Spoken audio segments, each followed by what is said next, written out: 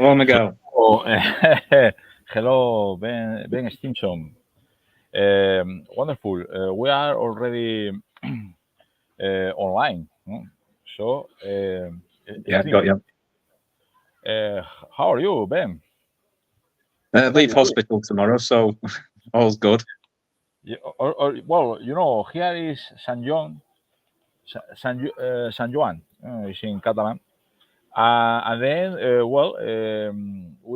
this is kind of holidays here. No? And then I contact you because of mostly I want to share some thoughts about the conflict in Ukraine and also about the elections, no, the next elections in Britain. Yes. Yes, sorry, in Britain, no, and so we can start, no, when you want. Are you ready or not? We are already online. Okay. Yeah. I'm ready. Wonderful. So I will put my my glasses like this. This is glasses of a streamer, no? You know.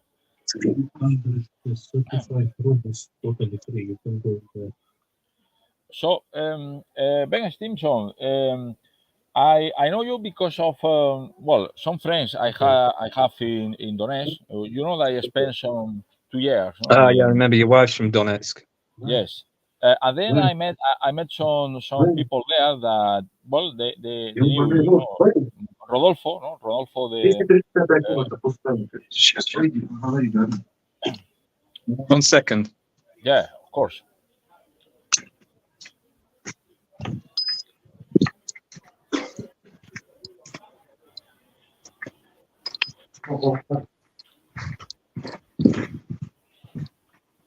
Yes.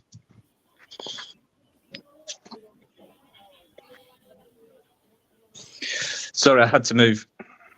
Yeah, don't worry. Yeah, just this is informal. No, we are. Let's say that I knew you because of some people told me about you, that you were in 2015 in the militia, no, in the militias of in 2015. Yes. Yeah, and later you left. No, I arrived in Donetsk in 2016. At the beginning of June, no, I arrived there, no, from Lithuania, no. And then I spent near 2 years in Donetsk, not as a fighter because I was not involved in fighting, but I was a teacher there, no, in Donetsk National Technical University, and then I met several members of the militias, no, like Rodolfo. You know Rodolfo. Yeah, I know Rodolfo. Yeah, it's a good guy, really good person. And also Alexi Castillo, no, that he was in the he was I met him once. Colombia, I only met him once. Yes, and also some people more like Pachi. You know Pachi, Spanish from Navarre, another guy called Antonio. Well, and also one Italian called Eddie.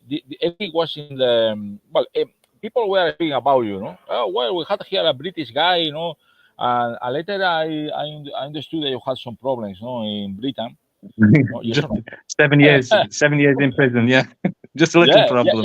Just tell me your history. It's very interesting, no? Because really, I mean, I am going now to Russia in some days. I mean, I will arrive there. I will be there in Saturday. This Saturday I will be in Moscow. I will spend 2 months and so on. I know that you are in the military. I wanted to invite you to some beers, no? To drink some beers, no? It's not possible at the moment. I know. I hope when sooner or later, maybe when the war finish, Yeah, I believe I was in a bar the same night as your wife at that concert, but I didn't know who your wife was. Right. You met you were in the same place in this bar called Guncio bar, no? With, yeah.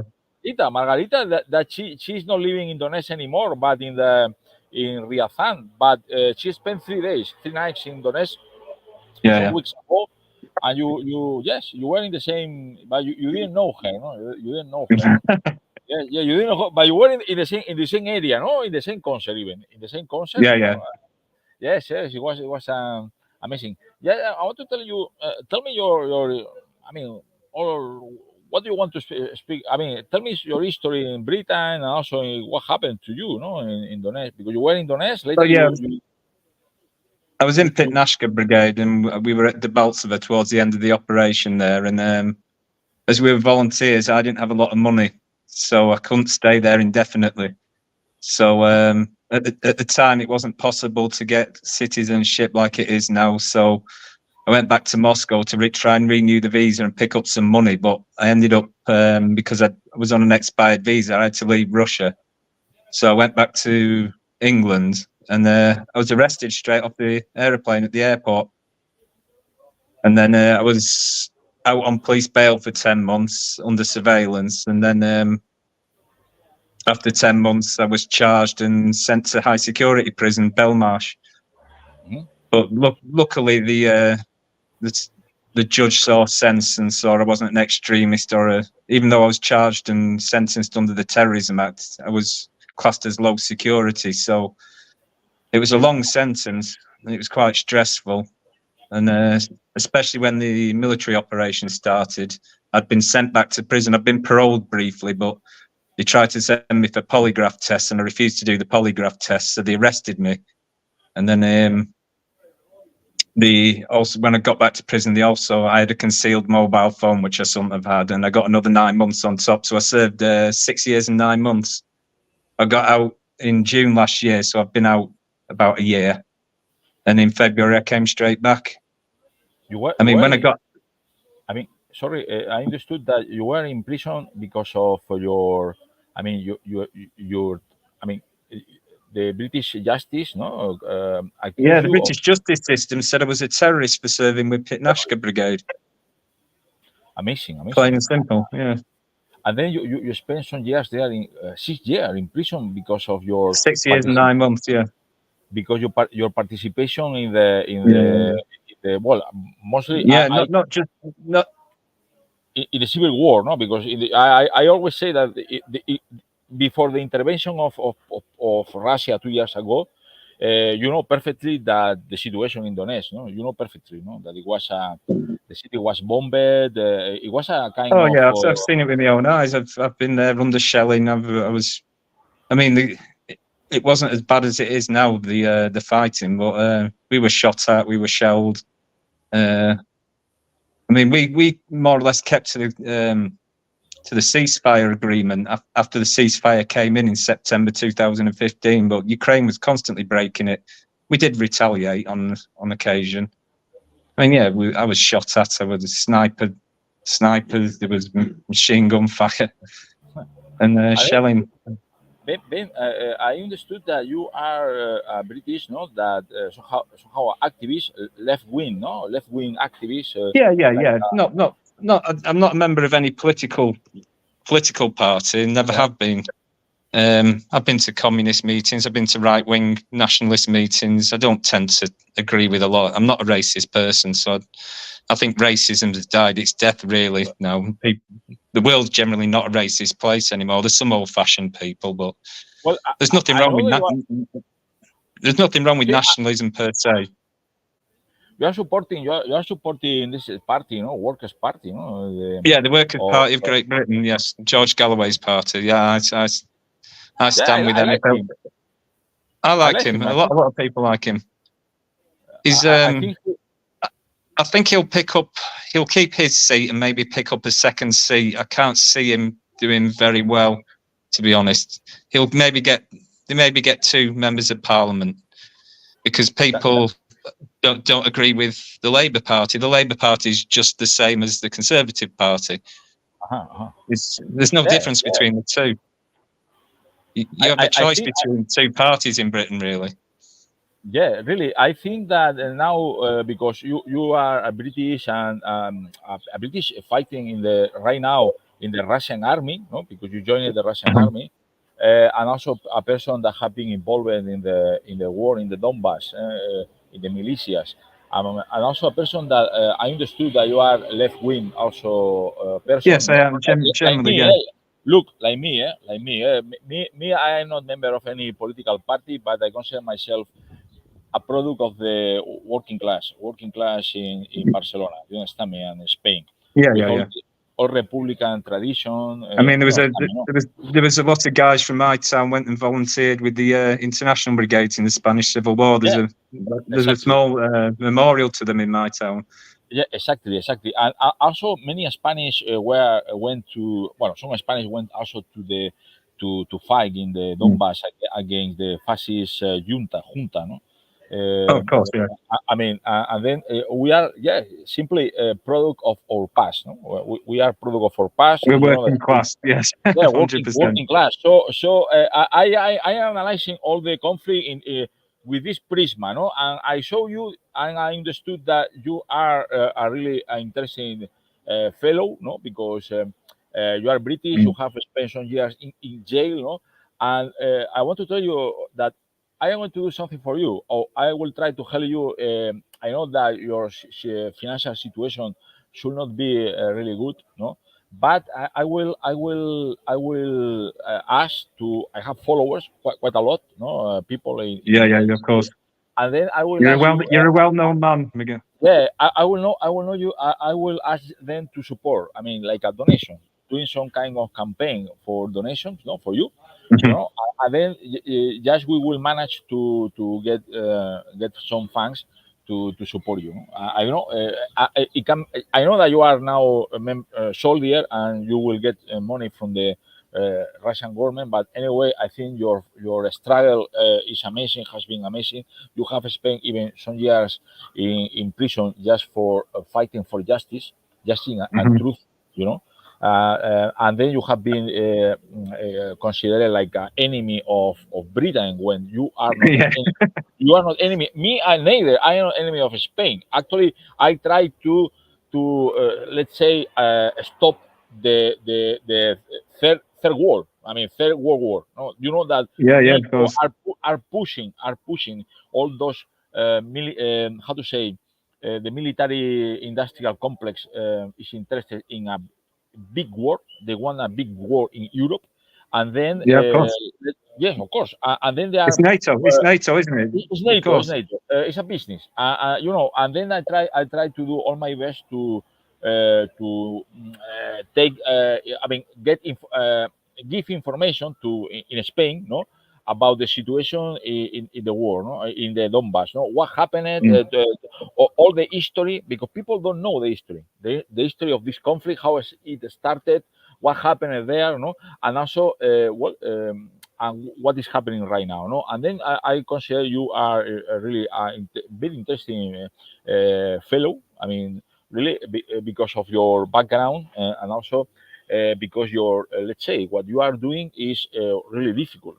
Let's say it's really difficult, no, and even myself, for me, will be really difficult because I am not able to fight. I not really. Some Spanish went to fight because they are fighters, but me really is a person that I am not really good. I mean, I am not good with weapons in my life. I know I cannot do that, no, but I can help, no. I try to help. I try to help. It's difficult. I'm not the best, but I'm not the best soldier there, but I'm not the worst either.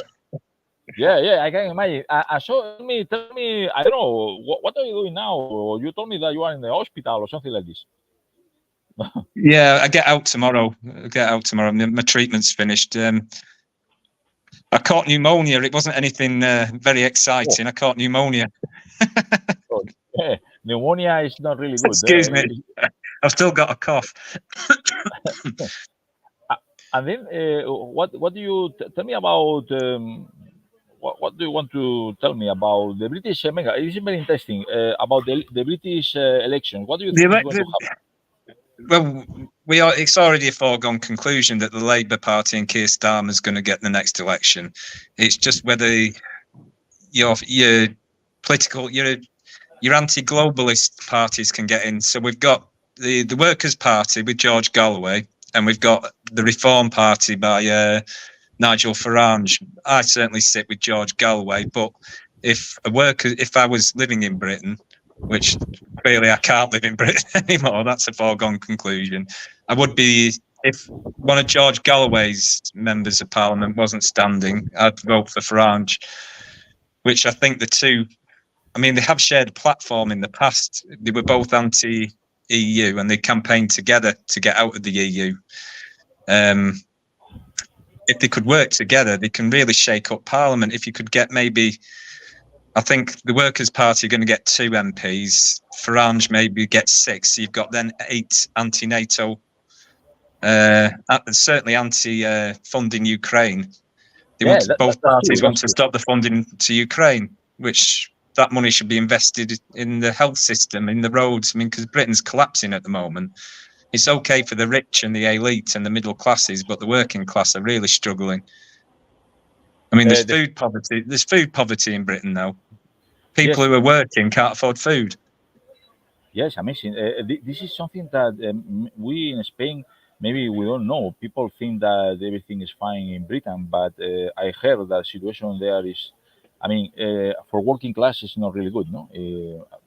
Well, housing's unaffordable. Bills are unaffordable. It's crazy. When I got out of prison, I really saw how bad it had got. I couldn't afford an apartment. I did, for a while, think about trying to set up a life in Britain. I didn't think I could return to Britain because of something that was said. So I thought I started my antiques business up back again. You know, I started making a little bit of money, but I couldn't afford housing. And then by November, after getting out of prison, I decided to return to Russia. Yeah, and you have been. I know that you have had some bureaucratic problems, mostly. But yeah, now it's okay. I got asylum. I got a claim in. I didn't actually get asylum because I decided to take an army contract. Just thought, you know, I can get a Russian passport this way, and I'd run out of money as well.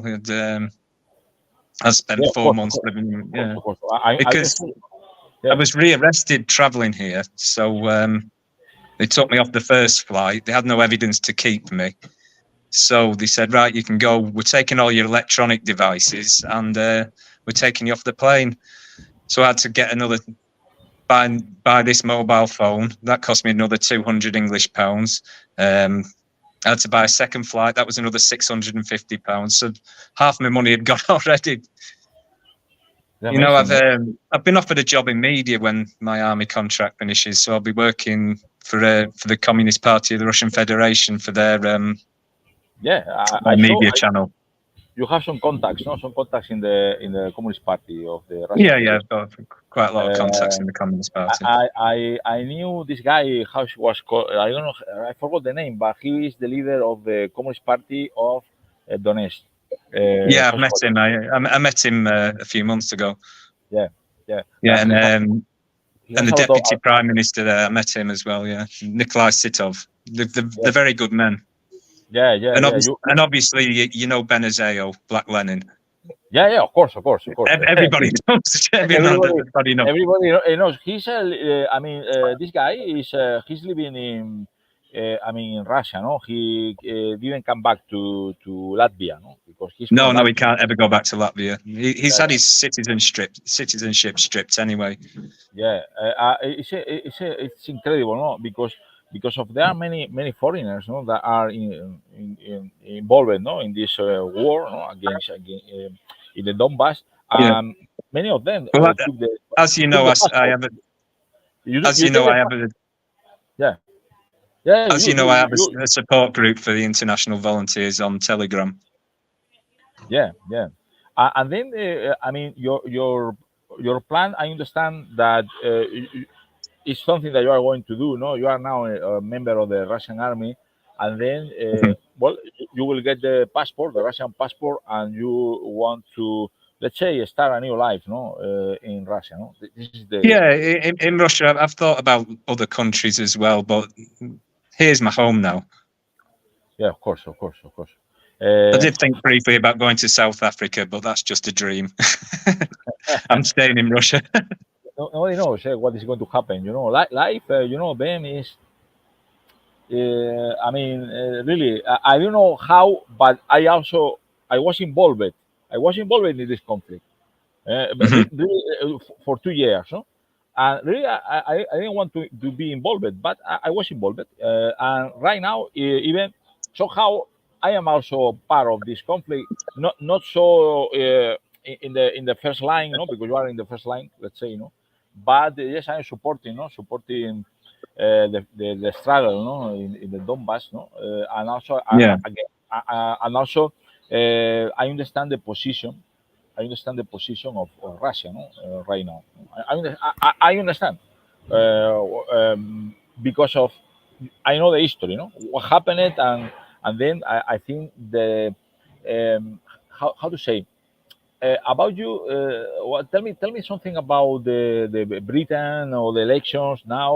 What do you think is going to happen? Do you think that Farage has some chance to win, or what do you think? No, they've no chance. Neither the Reform Party nor the Workers' Party have any chance. It's a foregone conclusion. Democracy is a bit of a fallacy in Britain if you analyse it. The media back one party or the other. It's down. Basically, the election is down to Rupert Murdoch. Basically, he's the kingmaker.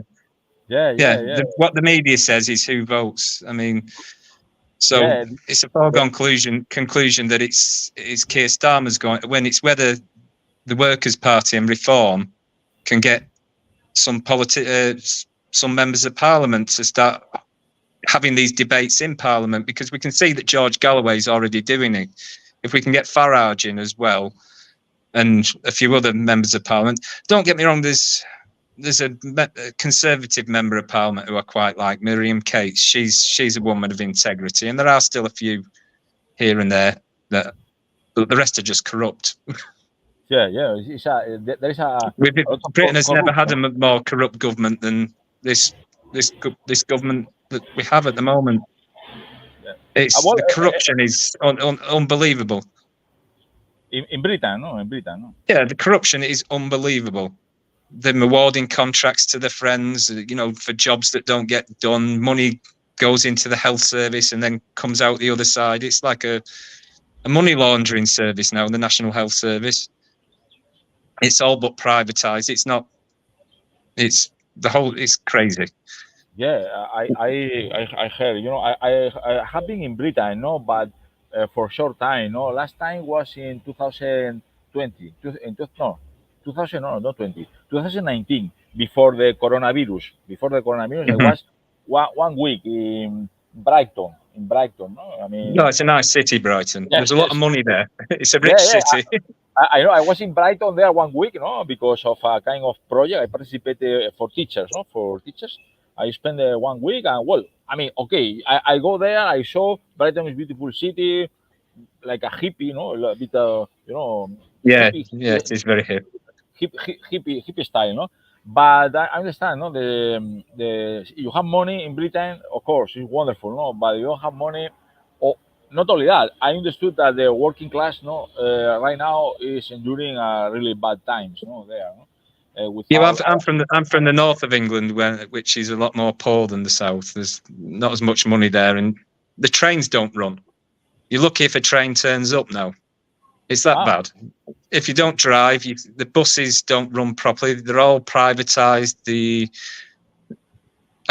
morning I was supposed to travel to the airport to get my airplane, I booked a train ticket, and then they cancelled the train, so I had to get a taxi.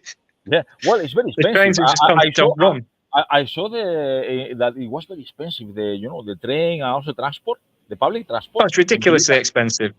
So fucking expensive. It's not like here. Well, here is quite cheap in Spain. And Russia is, it's so cheap, But in Britain, it's so very crazy. cheap. So crazy. It's so really crazy. This is because of Margaret Thatcher. Margaret Thatcher, I believe Margaret Thatcher started the ruin in Britain. Started all this thing, and then you are sure that Nigel Farage has no chance, to win, No chance at all. Yeah, he has no chance. Maybe he get 20% of votes, something like this. Maybe. No, I don't even think that. He maybe 10%. He may get, say, 6 members of Parliament. George Galloway will get 2. That's my prediction. Okay.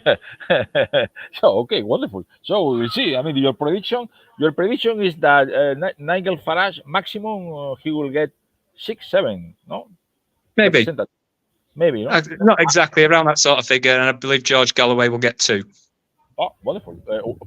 And that will be really, let's say we have boys, a boys, no? Boys inside the parliament against the war, no? Against the war. That's good. It's something, no? It's better having somebody inside the parliament saying, hey, look, what is happening, no? The truth, no? Basically. Yeah. That no. Nigel Farage has other motives, whereas a more capitalist, libertarian view, whereas George Galloway is socially conservative, but economically socialist. Yeah, I know him. I like him actually. No, I mean he has doing a really nice campaign for Palestine. No,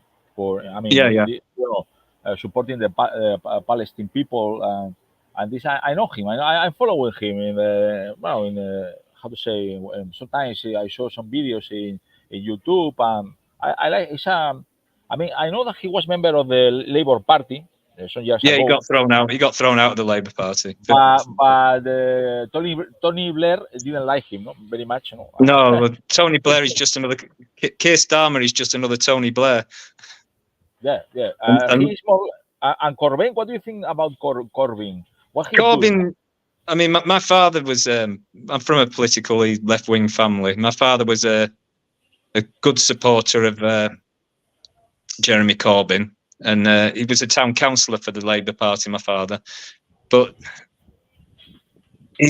Jeremy Corbyn isn't the orator that George Galloway is. He seemed too weak.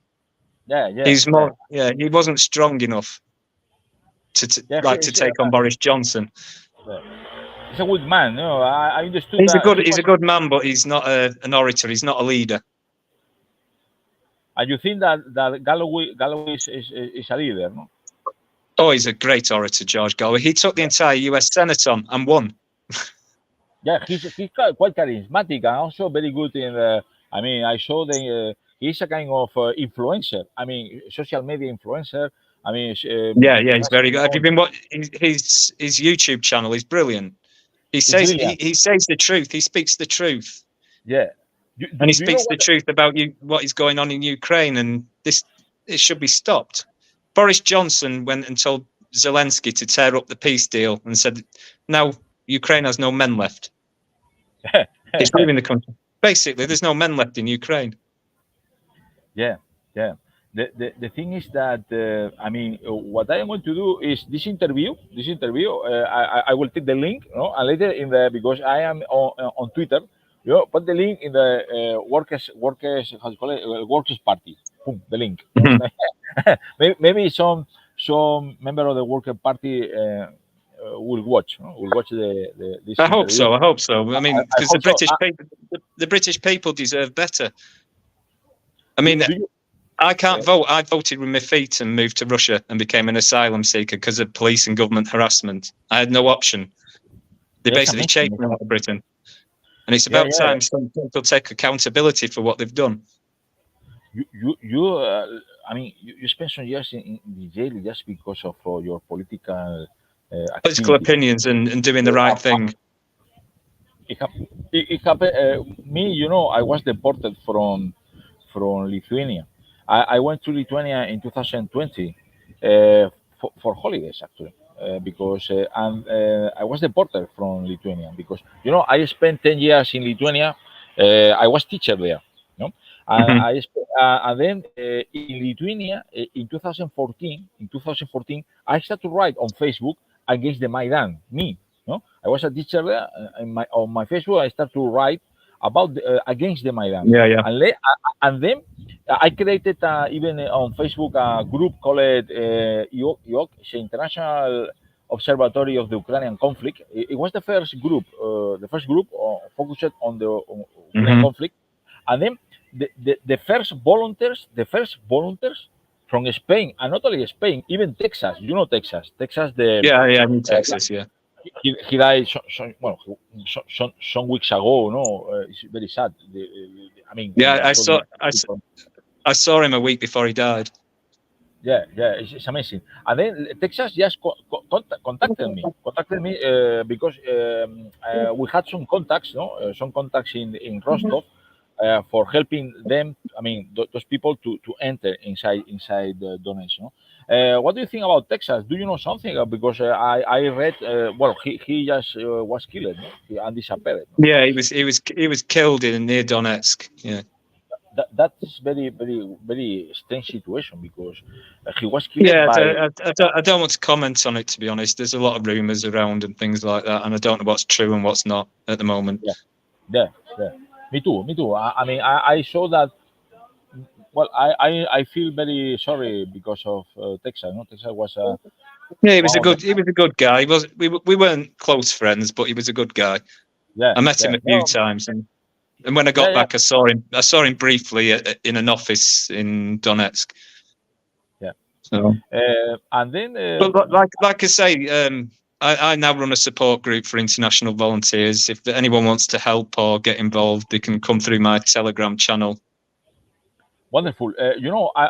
Later you will give me your channel, Telegram channel. I will include your channel because I am going to do some edition of this video, and then I will include your channel, and also I will ask for support. I mean, people maybe some donors can help you. I mean, you understand me, Yeah. Because. And then your plans right now is, I mean, you told me that tomorrow you are coming back to the army, because you are now in the hospital. Yeah, well, I'm in an army hospital at the moment, and for the pneumonia, I go back to my unit tomorrow. I'm not in an assault unit. I'm more in the defensive line. Yes, I understand. But I'm still a frontline soldier, but I'm not in the assault group. I made other interview to other British guy, this Minis, Minis. Aidan, yeah, no, I've not met Aidan, but we talk a lot on the telephone. Aidan Minis, and he told me also very well. I mean, basically this guy married there, even married in Russia, and now is a member of the army, He's got a Russian passport, and he's married a girl. I don't know how he's married a girl. I don't have any luck with the girls here. Yeah, of course. I mean, I don't know what's wrong with me. Well, I don't know. You managed to marry a Russian girl. I just can't meet the right one. I want to tell you, when I went to Donetsk, I went to Donetsk not because of the girl, because really, I had a girlfriend, also in how to say, in Lithuania. But I had to move to Donetsk because of political issues. Of course.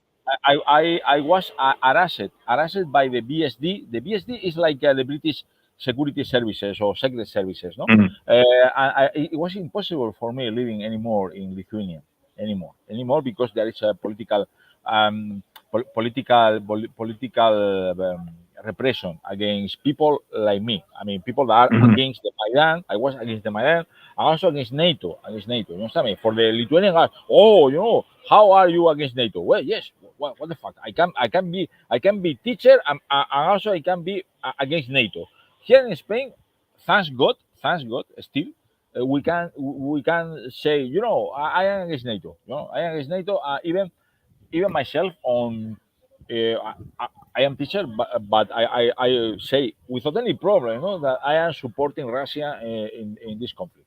No, I am saying that because it's still there is some with a lot of limitation, but there is some freedom here still. But in Britain, I think the situation is really worse.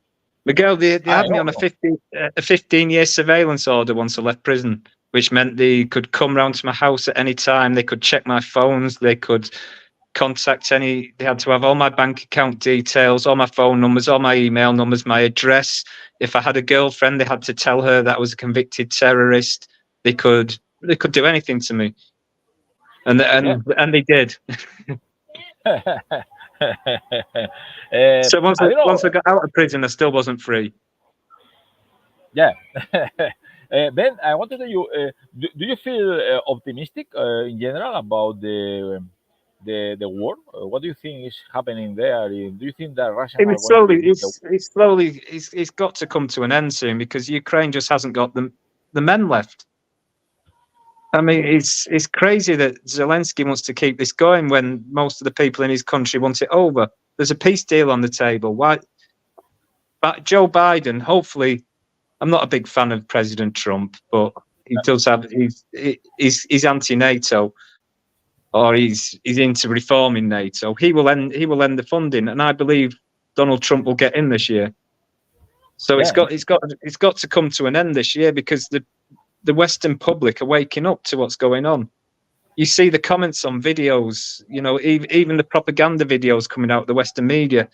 People are commenting under these propaganda videos. We are not at war with Russia. Stop this Ukrainian war. It's only fanatics that want to keep it going. It's the Nazis in Ukraine because I think the Ukrainian public, the majority of them, want it over. I think so. The same. I think the same. I think also that Trump is going to win the elections in United States, and is going to change the let's say the power, no, the structure in the West, no. And also pay attention the elections also in France. Okay, this weekend. Even I don't know much about what's going on there. I've been following the British elections slightly. I mean, I've had a lot going on here, so I've really had a chance to analyse it.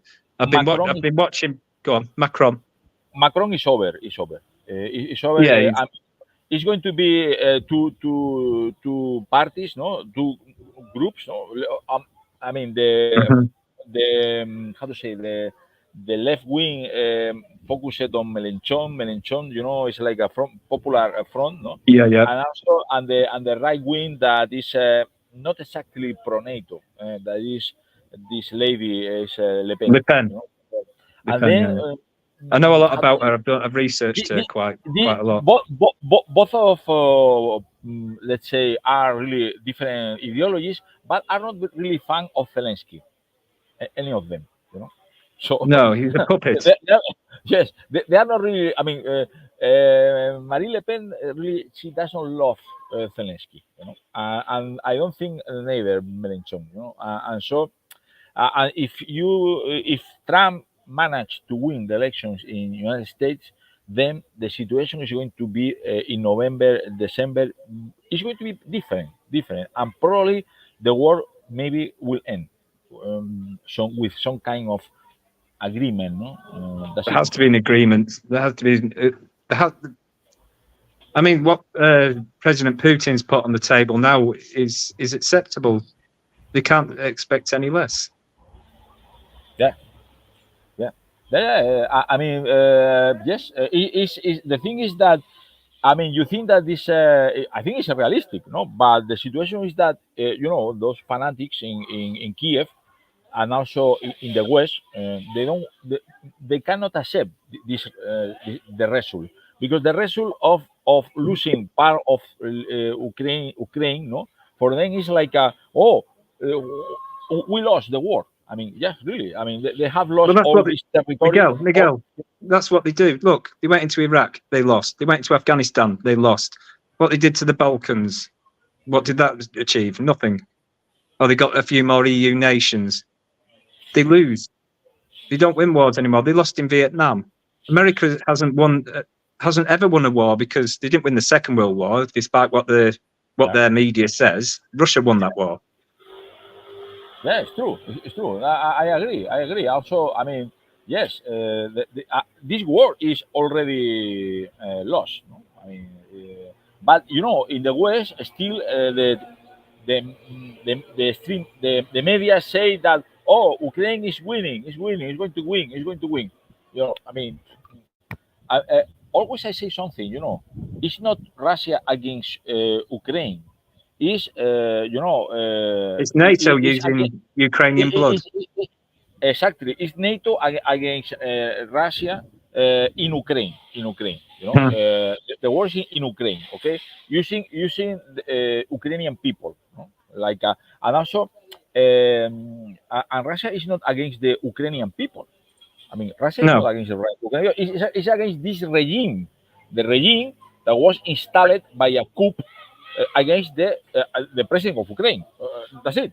I mean, the Maidan was a bloody coup. Maidan balkanized the Ukraine. They caused it. Yeah, they exactly, caused exactly. Because many Ukrainians are against the regime of the Maidan regime. Many Ukrainians. Of course. I met many Ukrainians in Russia, even in Ryazan. In Ryazan, you know, I gone to Ryazan. There are a lot of refugees from Ukraine. Even some of them were military, member of the military. You know, it's very interesting because you know, my girlfriend Margarita, you know her. No? She's from Donetsk, and she moved from Donetsk to Russia in 2022. Okay, when the Russian, you know, the border in between Donetsk and Russia was opened, and she went out. No, then she spent 1 year as a refugee in a hotel in Ryazan, together with around 200 Ukrainians. Those Ukrainians were mostly women and also kids, children. I mean, the children that the International Court of Justice say that Putin has, how to say, you know, those are children from the Ukraine, and they are abducted by the abducted. It's rubbish. We know that's rubbish. It's rubbish. They kept saying it on the British media. It's rubbish. They saved those children. Yeah, of course. I mean, I know that. Around in this hotel were many kids, around 50, 60 kids that were from the area of the war, or the Donbas. I mean, the Donetsk, and they were not abducted. I mean, they were educated, given. They were rescued. Yeah, rescued. They were rescued from the front line. From the front line, because you know, the International Court of Justice accused you know, Putin of abducting, no, from abducting those guys, those kids. It's a really, is how to say, it's the distortion. It's lies. It's the distortion of reality. You know, the distortion of the reality. I mean, you know perfectly what happened in the war at the beginning. You know how Donetsk. I've seen the schools that have been shelled. I've seen the schools that have been burnt down. There's some volunteers at the moment that I know that are rebuilding a school in Lugansk. I mean, they're rebuilding it by hand. Hopefully, we can get some equipment and donations there. You know, you know Anna from SOS Donbas. She does a lot of work like that. She's a good lady. Anna in France with SOS Donbas, if you know her. There's quite a lot of European aid agencies that, you know, the volunteers are clearly not NGOs, but they do. You can send aid from Europe into Donbas. There's ways of doing it. Well, Ben Stimson, international volunteer. No? I say, well, I tell you that this interview is interesting. I am going to do all we need, no, because I want that this interview end somehow in Britain, no. I mean, you say, I mean, the people had to see, no, had to watch, no, to watch. I mean, this interview. The stories you've got about me and Aidan are. They've twisted everything. They've dragged up our past histories from 10 years ago to try and make it sound current. They're trying to make us sound like drug addicts. This is, you know, they troll through everything. You know, if you've been drunk at a party and done something like that, they'll drag that up. They were trying to make me sound like a homeless drug addict at one point when I got out of prison. It wasn't true. I was in the gym every day. Yeah, but you know what is that? This is character assassination. Yeah. The media they didn't bring up that I was a volunteer with the homeless at a church for a short while when I got out of prison. They didn't bring that up. The fact that I was helping the homeless with the church group, attending church. You know, I was in the gym every day. I was running for my town. What they said was I was a homeless drug addict. I was living at my father's house. That's what they do. They drag up your history from 10, 15 years ago. And they were saying Aiden was a member of the National Front. He looks mixed race to me. Yes. But this is character assassination.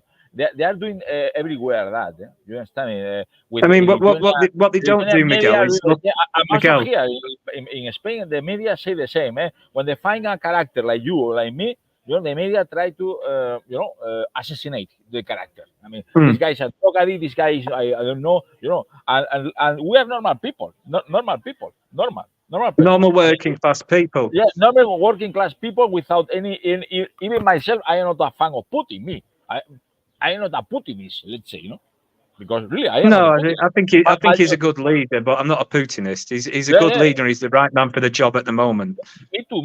I think that I mean I am not a fan of Putin. I understand that what he's doing, and I think he's doing well. Yeah, of course. He's doing what he can, no? And the situation is that all this conflict started with in 2014 with this bloody coup against Ukraine, because a Maidan coup was against Ukraine. It was over Viktor Yanukovych signing a deal with the EU, with Russia rather than the EU, and then they went for him. Yeah, exactly. But also he signed this. He didn't want to sign this agreement. You know why? Because the agreement was very little money. They were giving little money to Ukraine, the Angela Merkel, and also they wanted the government of Ukraine to dismantle the industry. And the industry is mostly based in the eastern area of Ukraine. So but the Donbas is the industrial area. Yanukovych is coming from this area, from the Donetsk, and then he said, "No, I am not going to sign this agreement because it's not good for the industry, the Ukrainian industry." That's it. It never is, Miguel. I remember that. I mean, 600 million euros offered him. This is shit. I mean, 600. This is nothing. I mean, 600. Angela Merkel in Vilnius. It was in November 2015. Met Yanukovych, and offered him 600 million euros. I remember, and also he had to sign an agreement that was mostly forced him to dismantle the industry. The Ukrainian industry, and also raise also the the taxes, and reduce the subsidies. The Ukraine has had a lot of subsidies, especially I know that. Energy, water, and this kind of thing. Like in Russia, in Russia you pay very little for gas, electricity, for gas, because it's subsidized by subsidized. It's subsidized by the government, no? So the Russian is like this, no? I mean, you can live in Russia. You can find apartments in Moscow. I don't know the situation, but in Ryazan, you can find rent an apartment for 10,000 rubles. 10,000 rubles? No. 15,000. Not in Moscow, no. Moscow, no, but in Ryazan, yes. Oh, come on, Moscow is very expensive. I know. But you go out of Moscow, and the situation is more like a Ryazan is a beautiful city, and I love Ryazan. You one day you will have to meet, and then you will come to Ryazan, and you will be my host. I will host you. You need to that's pay nice. Yeah. Because you can't sleep there even. No, I mean any problem. No, and you will be hosted because I want to show the city. It's a Russian city. I mean, Moscow is an expensive city. I have to say, it's an expensive city. I mean, expensive. I mean, it's the capital of Russia. No? It's not as expensive as London, though. No, of course not. It's not like London, no, or even Barcelona, no. But still, it's expensive, no. But you go out of Moscow, and the situation is much better. I will send you later, a link about real estate, very famous real estate, called Xi'an Ru. And then you can find prices of in all Russia, for renting and also for buying a house. Yeah, I'm looking at buying. I'm saving up my army wages to buy.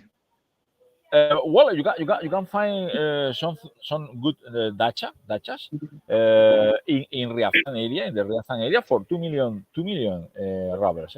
2 million and a half rubles. You can find dachas. I mean, not only dacha, houses in the area of Riazan, no, close to the city. No, I mean, you can take even there is a metro, train, and also buses. Yeah. So, and this is around 20,000, 25,000, 30,000 maximum. You can between 20,000 and 30,000 euros. You can find a nice dacha there. No? I mean, it's amazing because those prices you will not find. You will not find this price in. I've noticed the prices in Donetsk have gone up since. Well, it was 2015. Yeah, but yeah, the prices in Donetsk have gone up. Yeah.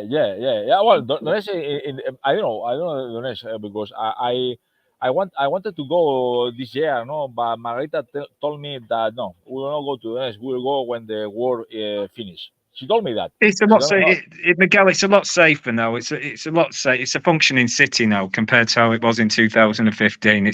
Things are a lot. There's still a problem with the water after Ukraine shelled the water treatment works. So there's problems with the water, but it's a lot better than it was.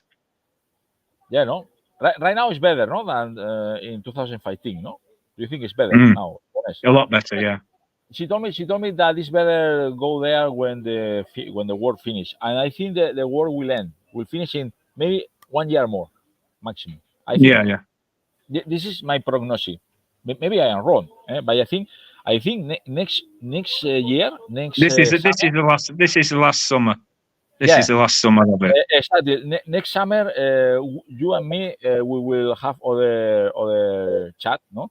And then you will be a Russian citizen. You will be a Russian citizen, member of the army. I might have found a Russian girlfriend by then, Miguel. You will have probably you probably will have Russian girlfriend, and then we will agree to meet somewhere, no? Probably in Riazan or Donetsk. Why not? We can go to Donetsk. I mean, Miguel, if they actually turn up on a date when they say they're going to come on a date, but it's not just Russian women. I met an English girl in Moscow who did the same and didn't turn up.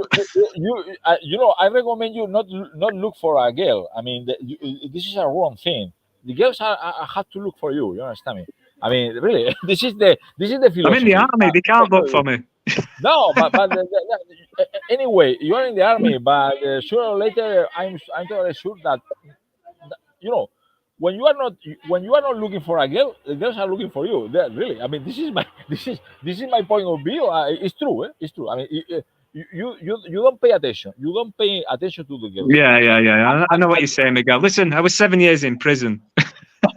Oh, then the situation. I understand. Then the situation is more complicated. Well, I don't know, guy. I need to get married. I'm getting on a bit. I wish you the best. No, I think the Russian ladies. Well, I'm having a joke, Miguel. I'm having a joke with you. They have really. I mean, some of them have very strong character. I mean, Russian women have a really strong character. I know. I'm realizing that. I mean, I don't know the British, but the Russians have a really strong character. No, I mean, in general, women have a strong character. No? Well, okay. Look, Ben. So thank you. I'm going to stop here this chat. I mean, it's interesting. I thank you for participating in this show, and then I will edit. I will with a nice how to say. You will see, and then I will send you the link. Okay, okay. And then you can this night or tomorrow you will be able to watch this interview, this show, no, this talking show. No, it's a kind of talk show with Steven Sakor. Well, I know Steven Sakor. I am gonzoblogger from Barcelona, and today is 24. Is San Juan. And thank you, Ben Stimson, for what are you doing, no, and for sharing your experience. See you soon. Okay. God bless. Udache. No pasarán. No pasaran. No God bless pasarán. you. See you.